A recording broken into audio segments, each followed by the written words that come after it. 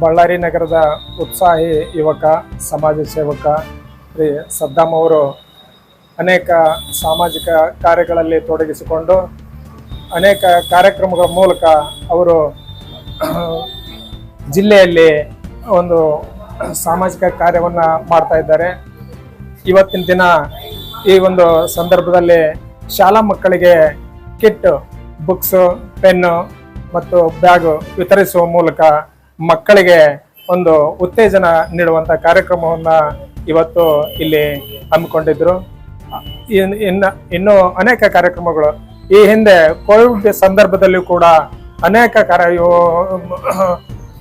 ತೊಂದರೆಯಲ್ಲೇ ಇರತಕ್ಕಂಥ ಕೋವಿಡ್ ಬಾಧಿತರನ್ನು ಆಸ್ಪತ್ರೆಗೆ ಕರೆದುಕೊಂಡು ಹೋಗಿ ಅವರಿಗೆ ವಿಶೇಷ ಚಿಕಿತ್ಸೆಯನ್ನು ನೀಡುವ ಮೂಲಕ ಈ ಜನಮಾನಸದಲ್ಲಿ ಸದ್ದಾಂ ಅವರು ನೆಲೆಯೂರಿದ್ದಾರೆ.